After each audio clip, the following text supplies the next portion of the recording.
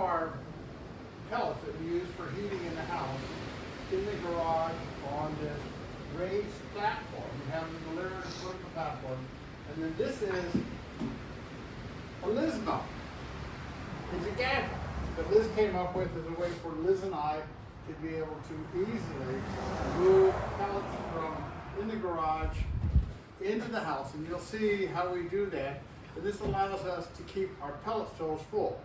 So what she did is we first bought... And note that we also can't lift the heavy bags. Absolutely. So they're too heavy for us to live individually or even the two of us. So we have a scissor hydraulic lift that we got at Home Depot or Harbor Freight, my Freight, one fave. of Liz's favorite places. And what you'll notice is because it just goes this far, we can't easily get the bag from there onto here, and then you'll see when we take it over to the door to push them into the box which is inside, there's not enough of a link.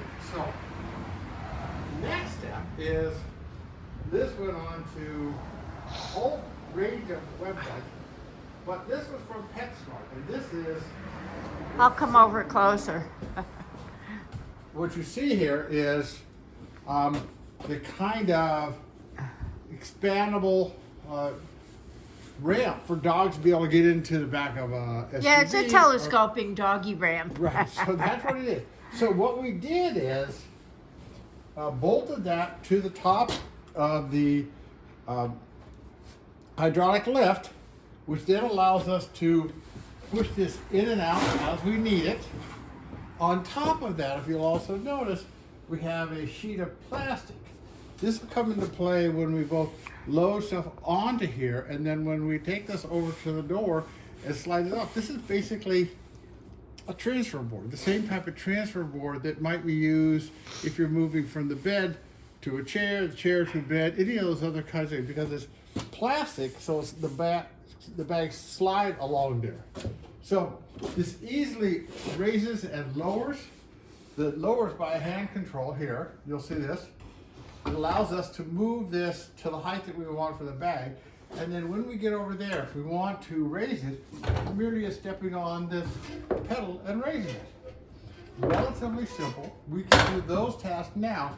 If there's a future that we either don't have the strength to step on the pedal or we need more strength for lowering this, then we might go to an electronic version or some other type of mechanical version. But this for us right now is great. And so you'll see what we can do here is lower it to the distance we want, turn this transfer device, as it were, around. I'll roll it back to the bags over there, and because we have that plastic transfer board, what you'll see is we can then slide the bag onto the telescoping doggy ramp door, and then roll this, because it's on wheels, roll the whole Lizmo contraption back over to the door, which is the entrance to our house. And I'll try to be very careful so they don't bump into our other gadgets and tools in the barn.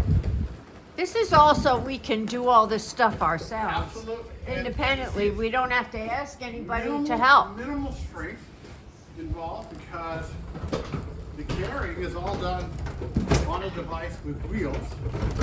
And we roll this over to the entrance to the house where the box, which is also on wheels, and that contains I'm trying to To get not my fall butt up the stairs without falling over. and What still happens is- video. So just a second.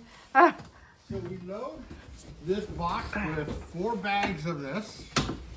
This then allows us in a smaller container to load the pellets into that smaller container to then transfer those to our pellet stove. So you'll see it's relatively easy here. So it's merely stepping on this. I can do it a few times so you get to the... So I'll just show you the wheels on the box. This was an old blanket chest, and we like it. So, Our decor.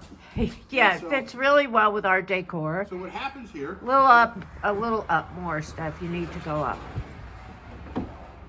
Okay. And so we've rolled this over to the entrance to the house, and that really is a case of sliding this, because we have the transfer board, so you have the plastic bag on a piece of plastic, you can easily transfer it. And then what we do to get the pellets in, typically Liz does this when she's not being the videographer. All right. And you can see the pellets then flow into the box. And we're done. And we're done. So our box takes 4 of these bags, which then lasts us a couple of weeks. But with this process, minimal strength is involved. It's just easy kind of rolling things around. And this is a device that Liz came up with. I say we call it a Lizmo, like a gizmo, because we couldn't easily transfer our pellet bags from the I think I garage cut your to head here. off. So we couldn't easily transfer them. And this allows us, again, to have pellets in here. We do it ourselves. And I said, then what we do from here, we have smaller container. Actually, it's an old coal Well, I'll bucket. show you. Show that. Yeah, it's this, and we have a horse feed scoop in it. So, because I can't lift it, and we actually have a rolling cart underneath it. But we just fill it up that way. So, Now, yeah. interestingly, I mean, it may take a little longer, but than somebody who can just come and throw bags in the stove. But we went from a wood stove to pellet stoves because we could not handle the wood. And this is how we do it. Right, and then as our bodies and lives have changed, even after the wood stove and with the pellet stoves, the issue of strength, because these bags, I don't know, they're 40 some odd pounds, which is a little too much for Liz and myself. A little too much. It's a Try little too again. much. But with this process, it's a simple process that Liz and I can do ourselves. And then, again, with that We coal don't have to bucket- rely on anybody, Right. and we don't need to downsize and all that stuff that people talk about when, as they age. So part of the process in terms of we had the task that we needed to do. One, to be able to heat our house. So that's part one. To heat our house affordably, part 2. We decided to move from wood to pellets. So task failure number 1, could not do the wood. Right. Then the task failure number 3, ultimately, or 2, 3, however you want to put it, was Task failure number 2, I can't count. right. Can't count. But then transferring, getting the pellets from the garage into this thing, into this blanket cabinet, that then we could easily move from here to our 2 pellet stoves in the house. And so part of that meant breaking down that task of ultimately, how do we heat our house with pellets, and what are the steps you go along to do that? And that'd be the same for anybody. You have to somehow put pellets in the pellet stoves.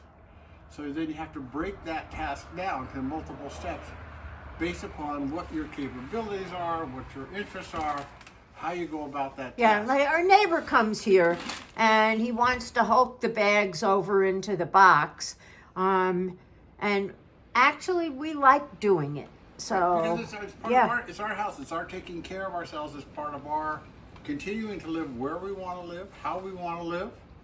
And so it really is. And with the medical impairments that we Right. have. Yeah. And so the breaking down to the steps of the task, including the breaking down for the piece of equipment. How do we move from a hydraulic lift that wasn't long enough? What are the steps to get it longer?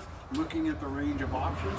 How do you make sure that the lift stays secure on here? Well, that was bolting it on there. And then also, because of the potential weight out here on the far end, we got some lead weights that we bolted to the back of the Oh, I didn't show a picture right, of and that, so- but yeah, it's that there. ultimately ends up being all these multiple steps. So, initially. Yeah, the first time it tipped, we figured out that we better put some weight on So the that- back. so, we got Failure the lead number weights. 4. Right, you got the lead weights.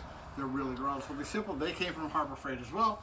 and all they are is they're bolted onto the back of the frame. So this equipment, this Lizmo, cost us, I think, $120 for the lift.